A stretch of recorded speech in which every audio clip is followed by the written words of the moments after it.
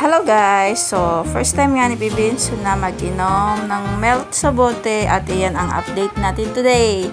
Dahil sa kanyang 3 days na lang at mag 11 months na siya.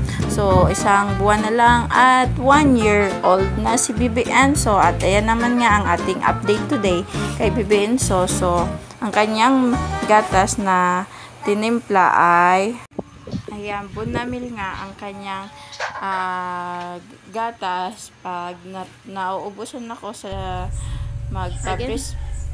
breastfeeding kay Bibinso. So, pinapainom ko siya ng Bonamil na milk. Sa Bonamil may month naman yung 6 to 12 months. So, ayan.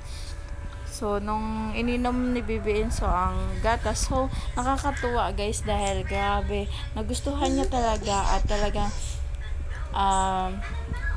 naiyak-iyak pa siya kapag hindi ibigay kay Bibinso ang kanyang milk na nasa glass. So, first time ni Bibinso na mag-melt sa glass, ako pa yung naghahawak sa glass, si mama pa ang naghahawak sa glass dahil baka malaglag. So, next time, try natin siya na siya naman yung maghawak.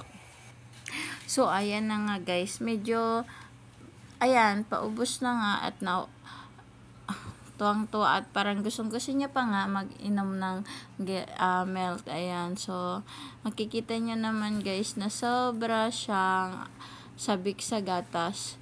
Dahil nga guys, first time niya yan maggatas sa bote. Ayan, sarap na sarap siya.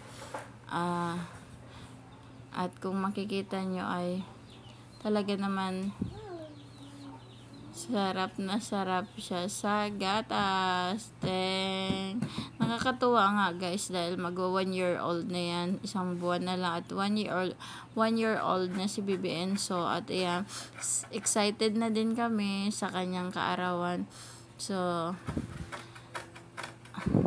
lumalaki na talaga ang aming baby boy, si Bibinso.